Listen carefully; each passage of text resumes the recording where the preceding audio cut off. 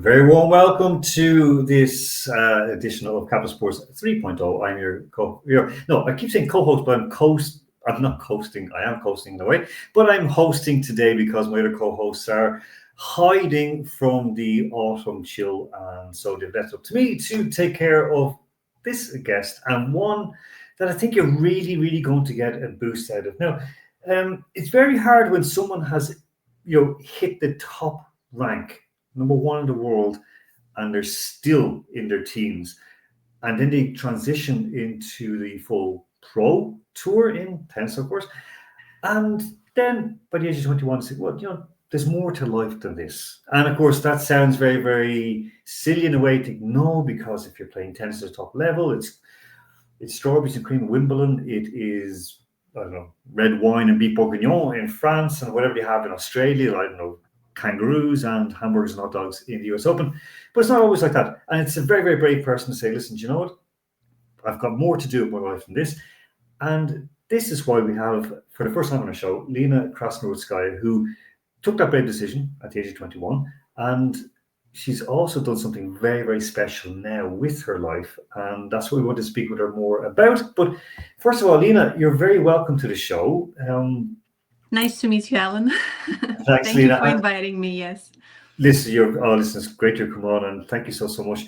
We're going to, of course, speak about your tennis career to start off, because, of course, that's the base. That's what you started out with. And then speak about what you're doing now, because it really, for me, it struck a real chord with me. It's something that I think we need more of in sport. I think I've been extremely impressed by what you've said and what you're carrying out. You were born, of course, down in Crimea in Kerch, but you grew up in a really high-level city of Obninsk, which, of course, Obninsk. It's not Obninsk. Yes, it's a suburb of Moscow. Yes, it's a suburb. Exactly. Of Moscow. And it's very famous, of course, because of research, because a lot of extremely famous people and Nobel Prize winners have lived there, worked there, and moved from it.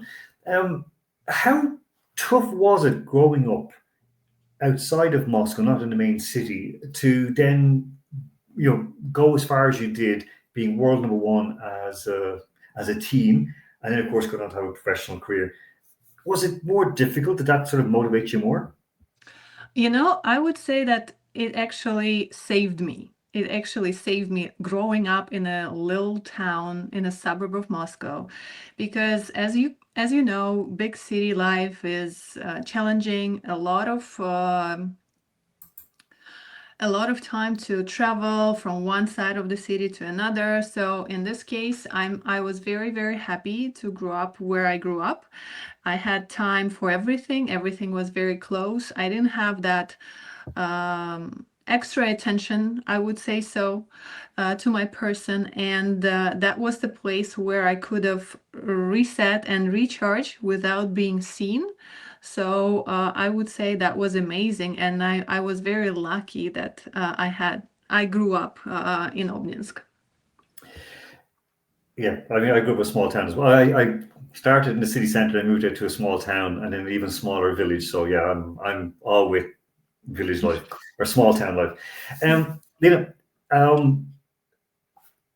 hitting number one in the world as a junior, I mean, it's very few people do it, and you did it with aplomb, and of course win the US Open as well. Did that put pressure on you though, as a young person, to then have to follow up and succeed? Were the pressures coming on you then? What I would say, when you're in it, you don't really feel it. But when you're out and look at it from a side, that's when you realize how hard it was. And definitely after winning the US Open, I felt the pressure because of, first of all, my own expectation that I'm going to succeed and I'm going to do as well as I did in juniors. I grew up in a very, very good family, and they kind of protected me, from that outside noise. But still, you feel that pressure being, as I am, like very, how I would say it, I'm a person who is always like in charge. I'm always trying my best and all that stuff, right? Very responsible person. So in this case, I definitely felt it, and it was very, very hard. But back in my days, there was no. I would say no sports psychologists, no people who really knew how to go through those difficulties, especially in my country, in the place where I grew up. And as you remember, like 20, 25 years ago, there was no so much information even to learn by your own self. So I think that what we struggled with in nowadays, there are so much information, different people, we know so much, that I think it's a little bit easier, but at the same time harder. We didn't have that social media stuff and all that kind of things. So I definitely felt it. It was hard. And I think that was one of the reasons why I stopped so early playing in professional tennis. And I mean, it's amazing to say that there's just to pick up on the kind of last thing you said, that from going from not like internet access wasn't really freely available. I know that like from first being in Russia in 2000, coming back to Russia in 2005, it was difficult. It was dial-up access and it was slow and there wasn't the material there, for example. Whereas now we have almost too much. People will Yes. self-diagnose. People will get confused. It's an awful lot of pressure on. Overwhelmed. People will be Yeah, overwhelmed. exactly. So it's a different situation now. Um, when we look at it, then for example, um, and even I was going to say as I work with players before from Russia, and I remember saying to one player's mom, and the player was 21, 22, I think she was at the time. We got her training in Ireland, and I said, I think she may be because she had a problem where she would win the first set, lose the second, and then just fall apart in the third. And I said, we need to get her to a sports psychologist. And her dad, who was an ex-athlete, said, "Yeah, okay, that makes sense." And her mom just said to me, "She's not crazy. There's nothing wrong with her." And that was what 13 years ago. So not that long ago. So again, times Yeah, have changed. those stereotypes are still in our minds, especially, I would say, in Russia, Yeah, Belarus, Ukraine, because people still think that psychologist is the same as the doctor, how you call it? Um, psychiatrists. Yeah, Yes, but it's not. Who is the psychologist? Psychologist is basically the person who helps you out find a way. He's not treating you like as a doctor. There's no yeah, medicine. So this stereotype is still in people's mind, and that's why I think it stops developing. It stops the speed of getting it into the work with athletes, and actually with work into the work with kids in general, you know because tennis is just a part, and everything that happens in life and what you struggle in life, you will struggle on the tennis court. It's just seen better. exactly. So in this case, I think that was the problem back then, and we didn't have that many sports psychologists. And the other reason, I think the other problem is that, yes, you can be amazing professional as a sports psychologist, but you in this field you need to have that experience as an athlete, as a high performance athlete, because only in this case you will be able to really help if you've been through it by your own self. And I remember I had a sports psychologist, but he knew information from the books, but he never knew anything from his own experience. He never felt it, how to go at the center court of Roland Garros with 15,000 people, just booing you over there when you forget how to, where you go, where you going, and basically what are you doing over here for some time. So this experience, I think, working with athletes, it's tremendous, and I never had it. I never had it. Again, it is something. Again, it's now a vital component, and my football teams I work with, they will have a psychologist. But again, many people now, they're ex-footballers who have reskilled, upskilled, and studied, and then gone into it. Now, for better for worse, they're adding something to the game. They're not taking away. So, and it's a positive thing. And that's what. Before we move on to it, so the final question in your tennis career. Um, can you remember the moment that you just said enough? Yes, of course. I was, I think I was around 19 and a half years old, where I said, no, I cannot handle it anymore. That's too much. Because I've been handling my own self since I was 12 years old. Yes, we all grew up in a different situations. We all grew up in the different countries. And growing up in Russia in 90s, through the 90s, that was hard. That was brutal, I would say. uh, you growing up, you know that you can do something, that you know that you're good at something, but at the same time, you know that you don't have any chance for a mistake. There's the only way for you to be someone in this life is here, is on the tennis court. So when something is going wrong, you yourself, your parents, your coaches, everybody who surrounds you, it's the end of the world because everybody knows you're in Russia in 90s and there is no other way. So doing something without a chance for a mistake, that's the pressure.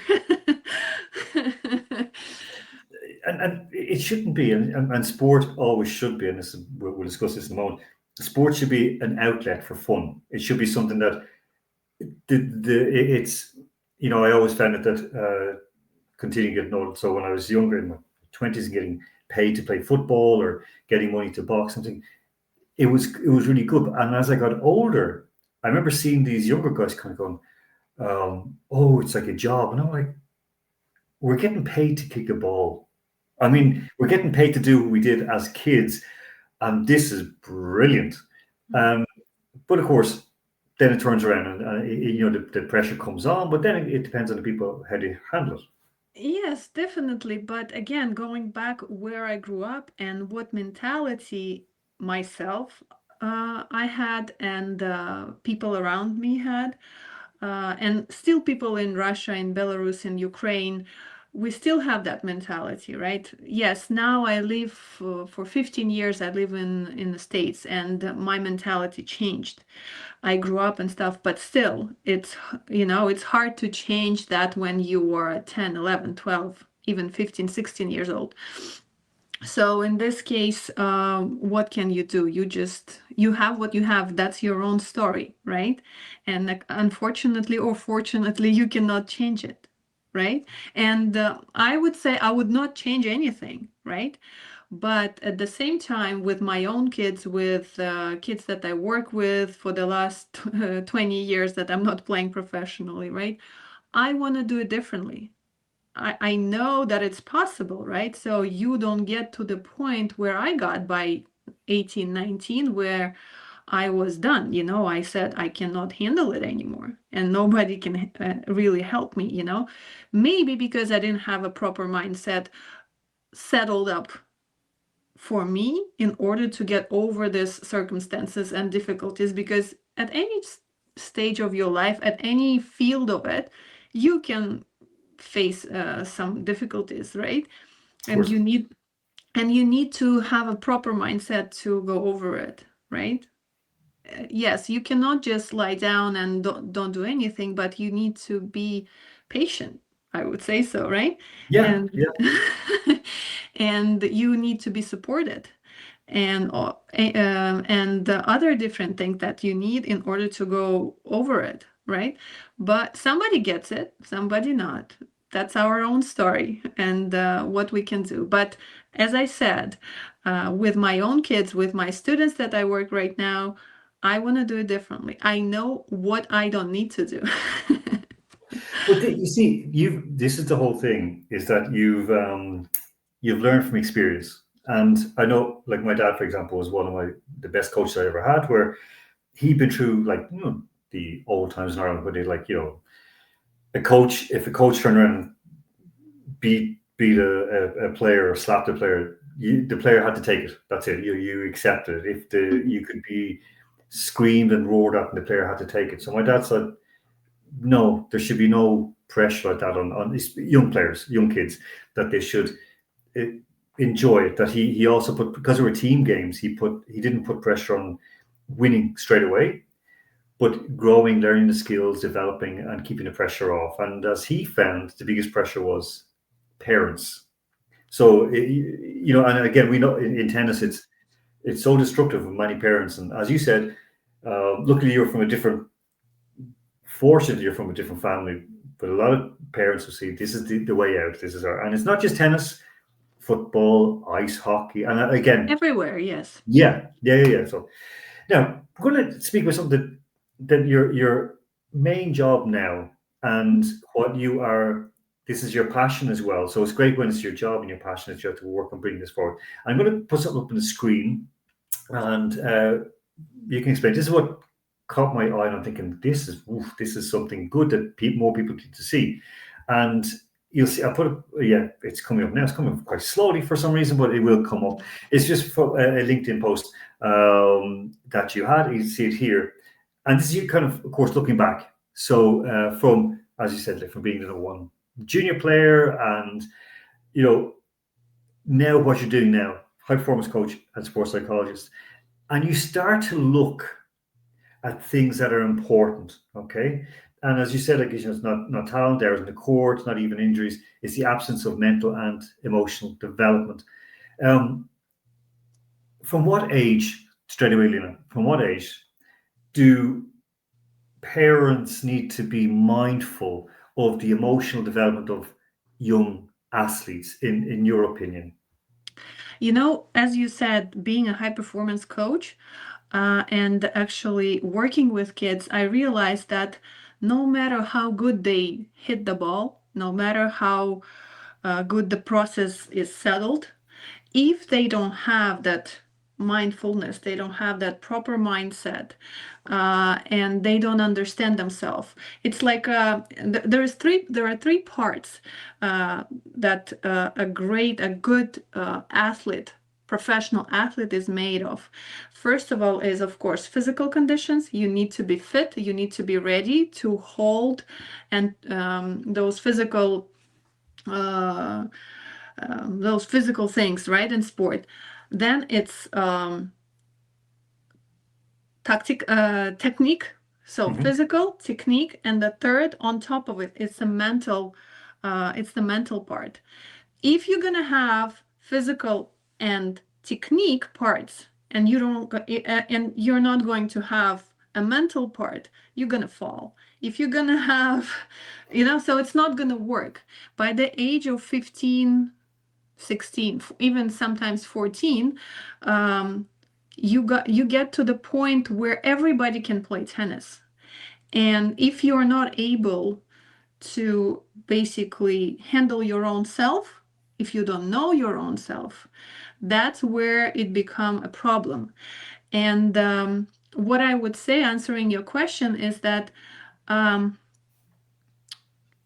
you need to start to develop it at this, like, almost at the same time when you start developing physical and technique abilities. So I would say 10 years old, that's already the time you need to start. Earlier, it's a little bit hard because it's hard to really for the kids to understand what we mean. By the 10 years old, they already know how to play, and they have that space in themselves to really explore something new, something very interesting, right? Yes, of course, it's done in a kids form, right? Like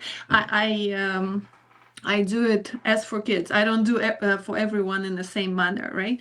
But still, you need to start to develop it starting at 10 years old. So by 15, they already have the fundamentals, they have the basement. And then when they're 15, then you basically go and dig deeper into it, and you show them little things, little moments, but when they start to improve themselves, they're not starting to learn, but they start to improve, right? So that's how I would answer your question. 10 years old, that's the time. Yeah. I like it as well because I just you had me back thinking to when I was a kid milking cows. Sound Mm-hmm. okay, weird segue. Milking cows, and the stool that we would sit down on was with three legs. So you've got a three-legged stool, which is a very typical Yeah. rustic farmer's thing. So you've got your physical, your technical, and your mental. Because when you mentioned tactical, for example, but if you don't have the mentality Yeah. or the technique, Yeah. or Physical you know, condition. You yeah, need to have physical condition in order to be able to make it technique wise. yes, if yeah, you if you're not capable physically, what as a coach can I ask from my student? How can I ask something? The body is not ready to do it. So first is the body, second is the technique, and then good technique gives you cleanerness.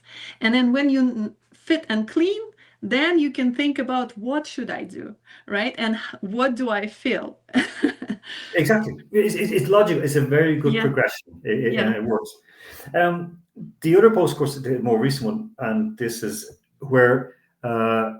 So you mentioned the last post was the one we just showed, and it's the absence of mental and emotional development is one of the biggest problems in youth sports. Now, I fully, Lynn, this is something that's a bugbear for me. It really annoys me when I'm speaking with coaches and parents, and they're like screaming at kids. I'm thinking, geez, just let the children play.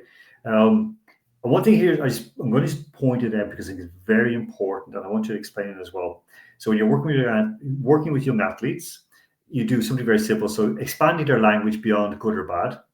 Mm-hmm, I mean, this just blew my mind that someone could actually mm-hmm, put it so cleanly. Learning to say, I feel nervous, I feel frustrated, I feel excited. Again, you're not supposed to say these things. And you growing up in 90s Russia, you don't have mm-hmm. emotions or feelings. You have to just shut up and play. So, yeah, well, yeah. And Yes. then connecting emotions with body signals, the racing heartbeat, tense shoulders, and sweaty palms. Um, Many people think, well, you do, don't you? But sadly, you don't. And in tennis as well, until now, speaking with, I spoke with in Minsk one girl who she played Fed Cup, for example, and I worked with Mhm. her. And it was funny. She said that when we spoke, I was the first time I said, "You're nervous. It's okay to be nervous. You'll get through it. Just remember when you hit the first shot, when the ball hits the racket the first time, the nerves go." And they did because she had a thing of this, like she would panic. Mhm. But those three things you put out, why are they important? Like, what led you to this moment that this clarity? Basically, working with kids and actually seeing what is going on and talking to them, I realized that most of the kids, they don't know the names of the feelings that they experience. And even if they know, they usually what happens, they mismatch, right? So, for example, I'm one of the kid tells me, "Oh my God, I'm angry." But when we start to dig deeper into it, he's not angry, he's frustrated, right? So to be angry and to be frustrated is two different things. And when you exactly know what happens to you can choose a proper tool to solve this problem. And faster you are able to identify what happens to you exactly, faster you can find the tool, faster you can get out of this situation, right? In psychology, we always say that as humans, we cannot not feel emotions. We will feel it. The reason the point is not to feel emotion. The point is to recognize quickly and to find a proper tool to handle it, right? So we're not avoiding emotions, negative or positive. We just identifying them properly and quickly, choosing the tool and solving the problem. Because for each and every emotion and situation, there's a tool. What can help this particular person in a certain situation? And I think that's the I think that's where when you say kids need to start at 10, that's ideal because by the time they hit, well, let's say 12, 13, girls 12, 13, you then have hormones at play. You have body changes, and uh, regardless of emotional, like that the hormones will play a role in, you've also then got, say, body changes that they're kind of going, oh, I don't really want to, wear shorts, wear a short skirt, or and to try and kind of, so by 10, if not starting, by 12, 13, 14, they're kind of going, they're lost. It's too late. It's too late. Yes, you need to really prepare them for what's coming. And when I actually work with my students, it's not only we discussing those fundamental things related to sports. Of course, we start discussing many other things, as you just mentioned. Uh, and as a former athlete, as a person with experience, I know it. I felt it myself. So sometimes for them, it's hard to express what they really feel. And in this case, my experience helps me. So, and very often I hear like, how do you know it? They ask me like, how do you know it? I'm like, once upon a time, I was a little girl, or I was a young prodigy or whatever, right? I know how it feels. And yes, you can read something in a book, but you need to be able to apply it towards you, right? And I'm in my work, I'm trying to apply personal approach. It's not like everything and fits all. No, we need, and I'm always telling them, okay, we need to find your way to get out of it. Let me show you different options. Let's try all of them. And then you decide what fits you.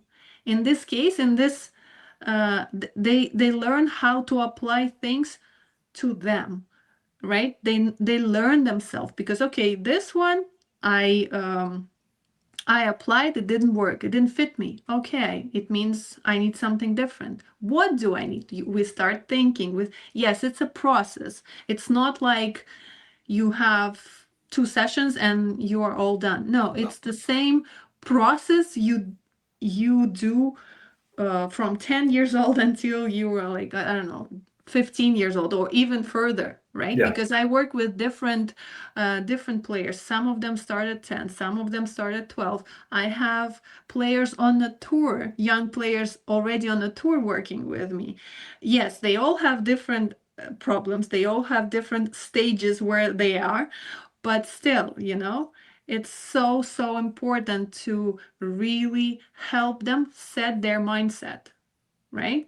To show them what works for you, what is not working for you, right? And that's I would say that's my main idea why I started doing it, right? Knowing how hard it was for me, experiencing it with my high performance players that I work with. I one day I just got to practice and I understood that no matter what I give them tennis wise, it's not gonna help them until I find that spot in their mind, internally in them, that will really catch. And it's what you said. It's not one size fits all. It's not someone who Definitely. goes, this is the template. This is what you do. Eat one orange and take one Yeah. multivitamin tablet, and you're going to be fine. No, it's It's um, individual. It's individual work. exactly. Yes, there are some fundamental things that Everybody needs to know. And if we're talking about kids and teenagers, they just can't know it because they're kids. They didn't have time, or maybe they didn't have a person who really explained how it works, right? So yes, we go over some fundamental things. And then once the fundamental is there, then we build up individual things. Yeah. No, when we're speaking about it, I go come from sports and thinking, yeah, okay, I understand, and it's logical. A lot of people watching this and listening to this, they go, oh yeah, that's kind of logical, but it's not for kids. Kids don't get this because I'll always say, and I mean, I have kids of my own, so I'm Mhm. saying it like with love for them that kids are stupid, kids are dumb. Because No, it's not true. that's It's why not true. Tell me, I'm a person who works with kids for the last 20 years, 25, like, oh my God, yeah, 20 years, 20. So it's not true for sure. Kids are very smart. In order to identify in which condition any adult is around them, it takes them 3 to 4 seconds.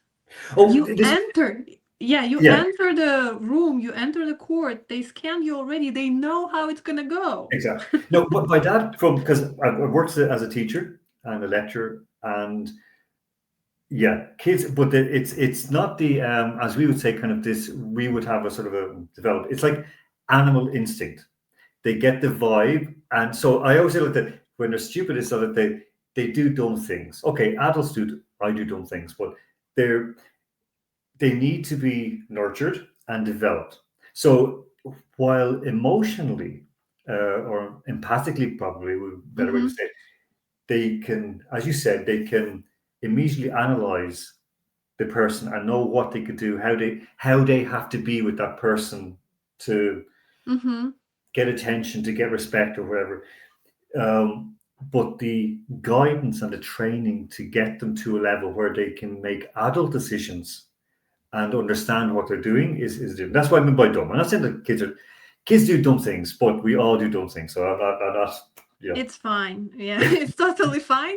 And that's basically based on our expectations. Yes, Kids are kids, and they have the full right to do dumb things. Why? Because they're kids and yes, they don't know many things, right? And our role is to basically teach them, right? If they never knew how it works, how can you ask for something from them, right? exactly. So in this case, maybe it's a certain way of working with kids. I do it for the last 20 years and I have a lot of experience, and I I love kids in general, and not all of them are behaving well all the time. Not all of them getting the information like this, right? It's just different approach and different timing, and again, it's individual. And in order to teach somebody, it could be in on my field right now, like as a psychologist, right? Or you are a tennis coach, or you are a parent, or you are a sponsor, whatever who you are, you need to understand who stands in front of you. Who is that person that I'm trying to teach, right? And the big problem right now, coaches, parents, other professionals, they don't understand. They don't realize who is on the other side of the court. Who am I dealing with, right?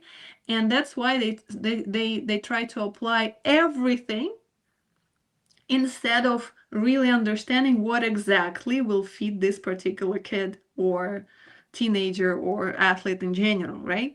When you take it this way, it's much easier and much faster. And much easier and much faster to get what you need, to teach them what you need. And the most important, for them to know what they want and what they need and why. Look, we know it with kids. Use a mom, use a dad, trying to tell kids. We do it from kids who are tiny, little one. They're only starting to walk, and they go over to the electric socket and put their finger in.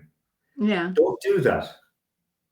No, no. And so kids, when they turn two, when we tell them now you need to go eat this, they start to say no to us because they're making their boundaries.